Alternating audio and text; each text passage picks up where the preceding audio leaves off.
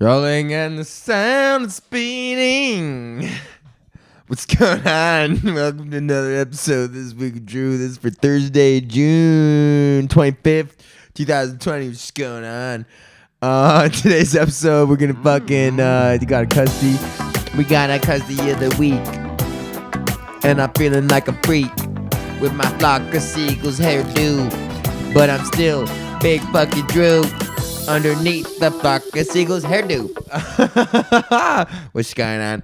I don't know. Sometimes they say that the part of your hair can make people feel a certain way about you. Like if you part your hair this way, that you're more trustworthy, and then if you part your hair this way, that you're more like less trustworthy or some shit like that. Or there's some sort of like fucking bias that people are or have towards whether your hair parts to the left or the right when you're facing them. I don't know what that means or if that's true, but I feel like when I part my hair to the other way, because look how fucking long that shit is getting, buddy. I haven't had a haircut for so long because I normally don't have haircuts I don't really get too many haircuts, but I was already due for one before this shit started, and now I'm like way in. And I've had long hair, so fuck. Should we just let it ride or what? I'm gonna say, what do you think? That could be a fucking, what do you think, man? What do you think about that? Should I just let it ride and grow long hair again and be gnarly? Yo, back in the day, I used to have sick bangs and then just curls, just beautiful ringlets. And all the girls were jealous of my hair because I had never dyed it or done anything to it. And I treated it very well with conditioner. And I would comb it and I would put it up at night in a little bun. And then I would come out in the morning and my curls would just drop ever so gently. And then when I was fucking jamming, I would just swing it around and just fucking long hair was cool. It is cool. I don't know. Is it cool? I think it's cool. Anyway, should I get long hair? I guess I already have long hair. It's just the sides. Now I've got to grow out the sides. Yeah. Can I grow out the sides? Do I have the patience? Because that's the thing about growing out your hair. When you want to grow out your hair, there's like an awkward middle phase of like 7 to 9 months where you just look stupid or like poor, or like just unkempt, and like you're like, but I'm trying to look like Brad Pitt, because Brad Pitt can rock long hair. His hair at the Oscars was sick. It's just long, and then you just put it back there, man. I used to rock gel in my hair. I started rocking Dippity Doo. That was the first gel that I ever rocked. I rocked Dippity Doo. And then there was this other gel that came out called like Got to Be or something like that. I can't remember. But they had colored gel. So instead of like frosting your tips, you could just get like electric gel, and then when you put it in your hair, it would gel it up, and there was like dye in it. I remember doing that shit because, bro, in 2002, if you weren't putting gel in your hair and spiking it, like, what the fuck were you doing? Are you even paying attention to what's going on right now? You don't have a fucking little hemp braid necklace or puka shell necklace and a fucking billabong shorts. Or fucking, what else was cool back in the day? I remember there was some like hood shit, bro, like Exco. If you saw somebody wearing Exco, you're like, oh, buddy, you're hood. Or Echo. No, Echo was cool, but Exco was like, that one was like mad hood. I don't even know if that like made it out of, if that was just a hood perspective or whatever. But that was like, oh, real good. I used to shop at Randy River, though. That was the fucking store that I thought was so cool when I was like in junior high. Because they had graphic tees with funny sayings on them, and I always thought that was like the goal of wearing a t-shirt. Like that was the point of wearing a t-shirt, was to like make people laugh. Just instantly I was just trying to wear a joke. To instantly disarm the people. Put an actual shield up. An actual physical joke. Walk around wearing an actual physical joke as an actual physical defense barrier in place, and then build up the comedy barrier. Double defense mechanism. But the jokes, my favorite joke shirt that I had a couple ones. I had one that looked like an eye exam and said I. It had a big eye. You know how eye exams are like a big letter and then more letters getting smaller and smaller and smaller in like a pyramid. So it said I see dumb people reading my t-shirt. And I was like, yeah. And I saw that and I was like, fucking A, like you're dumb for. And then my favorite one is I had it was a white tee and it was like a graphic of like a 50s looking like guy, like a cartoon sort of like 50s looking guy. And he was pointing and it said, and he had a bubble and it said, ask me about my explosive diarrhea. And I just thought that was hilarious, man. Explosive diarrhea, like a shirt that said that. I thought that was hilarious, man, because there's so many funny letters in explosive diarrhea. You you get explode, you get the X. You don't normally see X. You get P, which is a pa, any sort of like hard pause, cause, tause. Those are funny. So you get explosive and then diarrhea. Buddy, diarrhea. It just fucking flows right out of you. Literally, man, both ways. Saying it and having it. It just flows out of you. That shirt was funny, man. Ask me about my explosive diarrhea. And I rocked that. I remember I rocked that until the graphic was just faded, man. I rocked that thing for a long time. And I thought it was so, I remember I got one time I got in trouble for it, or I didn't get in trouble for it. I think I got pulled into the office or something because one teacher didn't like it. Let me see if I can connect back to this memory. I do remember something involving my, like some sort of like thing. And then I remember also from this memory of getting off, of like not being actually in trouble, of like it going up a couple chains and then being like, well, what? Like, that's a normal bodily. You can't get mad at the kid because he's got a normal body. Like, it's like, there's nothing derogatory there.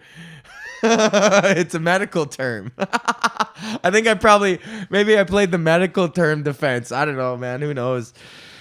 I definitely was a good talker back in those days, though. I could talk my way out of fucking lots of shit back in the day. I remember one time before we were in junior high. It was before my 13th birthday, like a day before my 13th birthday.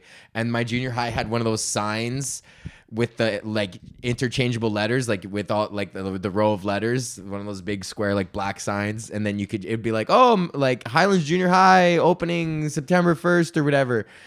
And then they had it. So it wasn't locked, so we could open it up and rearrange the letters, which was awesome.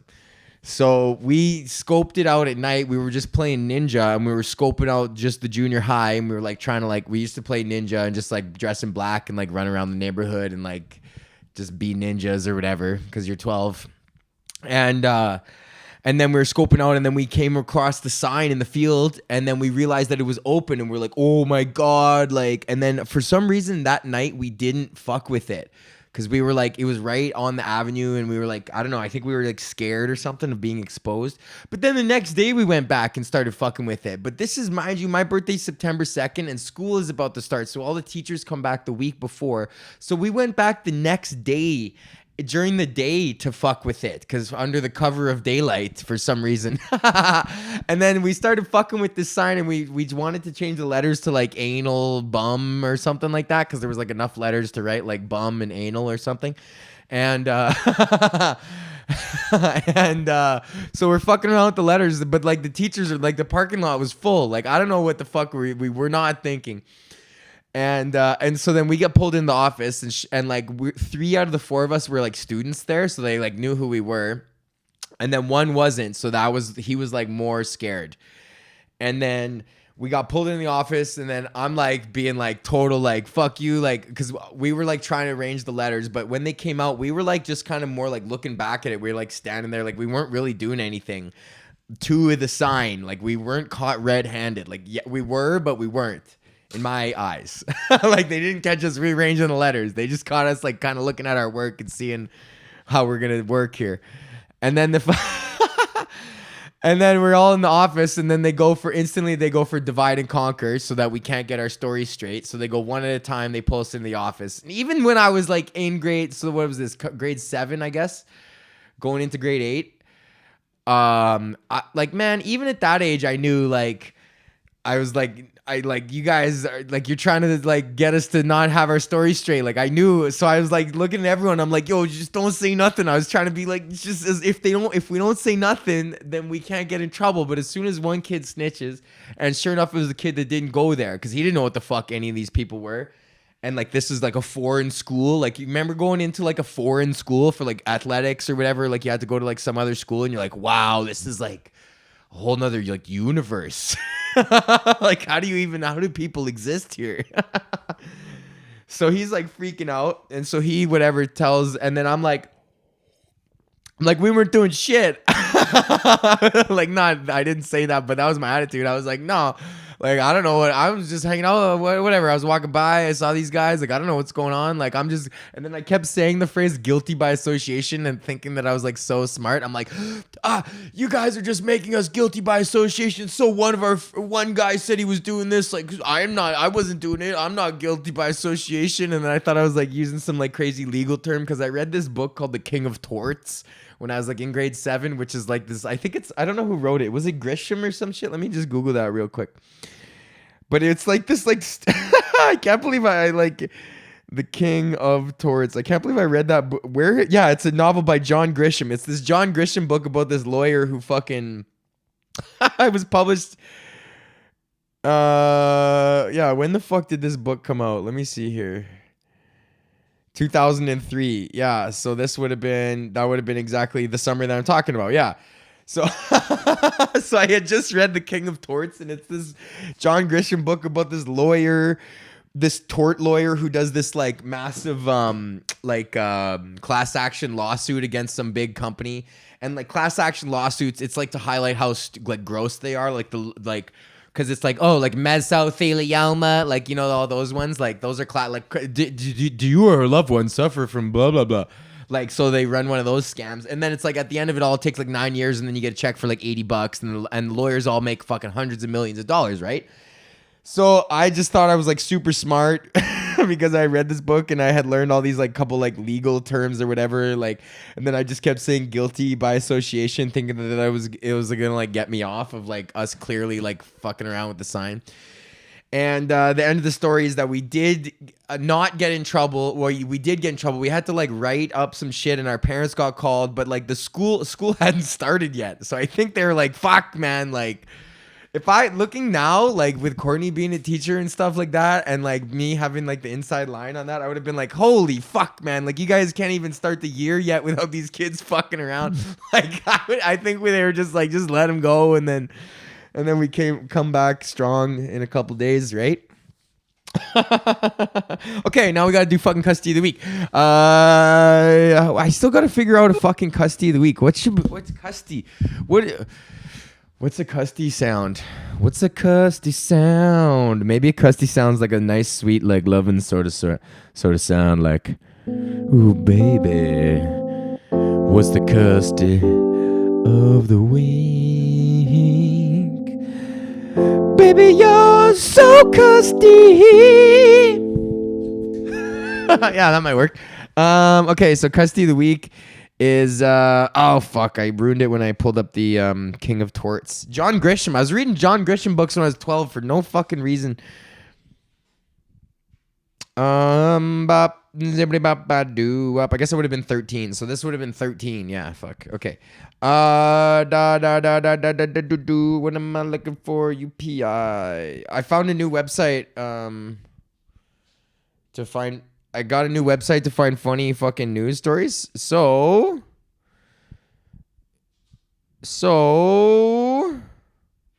there's going to be a lot more funny news stories coming out here. So my custody of the week is, where the fuck is that? Okay, here we go. My custody of the week is ultra rare Pokemon card expected to fetch up to $100,000. So the custody is the motherfucker who's going to pay $100,000 for this Pokemon card. An extremely rare Pokemon card, thought to be one of only 7 ever produced, is up for auction online, and experts say it could sell for up to $100,000. The Pokemon Super Secret Battle #1 Trainer card. Oh, that's a fucking... And it's written in Japanese, too, so that sounds like something that... They always have so many long names for that shit. The Pokemon Super Secret Battle #1 trainer card is billed by the auction house as the holy grail of collectible cards and is rated a perfect 10. The card is one of 7 that were distributed to the winners of the regional tournaments in Japan in 1999, granting them entry into the finals in Tokyo. Oh, yo, that's actually pretty hype. There was in 1999. That was when Pokemon was like popping off. So the original winners of the regional tournaments, 7. Oh man, this is sick. 7 regions have selected their strongest champions. Awarded to them this Super Secret Battle #1 trainer card, granting you entry into the Super Secret Battle. That's pretty sick. So there was just like the 7 regions of Japan sent their 7 best Pokemon trainers, and they got these cards. That's pretty like Pokemon-y actually, and it's recognized by the Pokemon people, obviously. Yeah, it's the most sought after card, arguably one of the rarest cards ever in Pokemon. Fucking A. So yeah, my Custy of the week is the guy that buys this card because it's a piece of fucking paper. And Pokemon is just a fucking media institution designed to sell fucking pieces of paper. Oh, man. Could you imagine, though, having the resources and the interest? What kind of a fucking cross-section of a person is that to have an extra 100K lying around and be that into Pokemon? Who the fuck is that guy? Fuck that guy. That guy is the Custy of the week. And that's the fucking show for the week. What are we gonna do?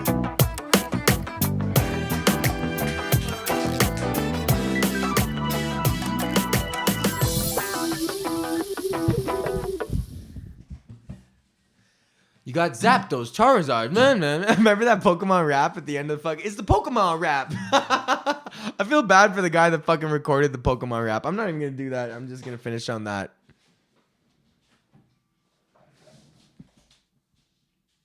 Holy fuck, I didn't do the advertisement. So we're gonna do it now. Hey, shout out to our motherfucking sponsor, KingTutsCannabis.com. KingTutsCannabis.com. You can use the promo code Drew to get 10% off your order, and they just re-upped on some new shit right now. I checked it out, man. I'm gonna grab a bunch of shit for my camping trip coming up, and also no podcast next week because I'm gonna be in the mountains. So we'll come back on Thursday. Okay, see you. Thank you. Bye.